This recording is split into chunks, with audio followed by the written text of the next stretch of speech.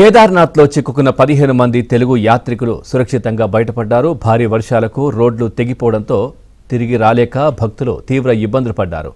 Cloud burst కారణంగా నడక మార్గం దెబ్బతినడంతో తిరిగి వచ్చే దారి లేకపోయింది. దీంతో కాటేజీలోనే తెలుగు యాత్రికులు ఉండిపోవాల్సి వచ్చింది. అయితే యాత్రికులు ఇబ్బంది పడుతున్న వ్యవహారాన్ని కేంద్ర మంత్రి బండి సంజయ్కు బాధితులు ఫోన్లో చెప్పారు.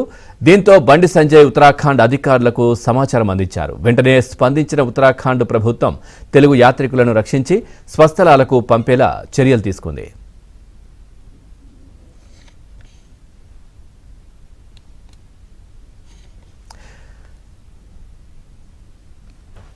ఇటుక కేదార్నాథ్లో చిక్కుకున్న 15 మంది తెలుగు యాత్రికులు సురక్షితంగా బయటపడ్డారు. భారీ వర్షాలకు రోడ్డు తెగిపోవడంతో తిరిగి రాలేక భక్తులు తీవ్ర ఇబ్బందులు ఎదుర్కొన్నారు. ఇక కేంద్ర మంత్రి బండి సంజయ్ చొరవతో వారు తిరిగి స్వస్థలాలకు చేరుకుంటున్న పరిస్థితులు కనిపిస్తా ఉన్నాయి. ఇదే విషయానికి సంబంధించి మరింత సమాచారాన్ని మా ఢిల్లీ బ్యూరో చీఫ్ కృష్ణ అందిస్తారు. కృష్ణ, పూర్తి డీటెయిల్స్ ఏంటి? పవన్, కేదార్నాథ్ లో ఎడతెరిపి లేని వర్షాల కారణంగా పలు చోట్ల రహదారులన్నీ కూడా కొట్టుకుపోయాయి. ఈ క్రమంలోనే తెలుగు రాష్ట్రాలకు సంబంధించినటువంటి 15 మంది యాత్రికులు అక్కడ చిక్కుకుపోయారు.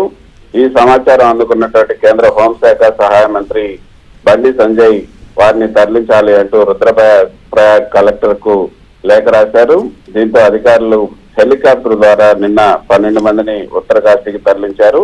మరో 3 కూడా ఈ రోజు కేదార్నాథ్ నుంచి తరలించడం జరిగింది. మొత్తం 15 మంది ఈ యొక్క తెలుగు యాత్రికులు ఎవరైతున్నారో వాళ్ళంతా కూడా క్షేమంగా తిరిగి వచ్చారు. కేదార్నాథ్ స్వర్గరోహిణి కాటేజీలో ఈ తెలుగు యాత్రికులంతా కూడా ఉన్నారు. నిన్న సహాయం కోరుతూ కేంద్ర హోంశాఖ సహాయ మంత్రి బండి సంజయ్ కి లేఖ రాశారు. దాంతో ఉత్తరాఖండ్ అధికార యంత్రాంగానికి బండి సంజయ్ అదేవిధంగా ఆయన కార్యాలయం కూడా లేఖ రాసింది. అయితే మొత్తంగా మొదట ఏదైతే ఈ క్లౌడ్ బస్ట్ కారణంగా భారీ వర్షాల కారణంగా అక్కడ నడక మార్గం దెబ్బతింది. గౌరీకుండ్ కేదార్నాథ్ మధ్య 13 చోట్ల మార్గం విధ్వంసమైంది.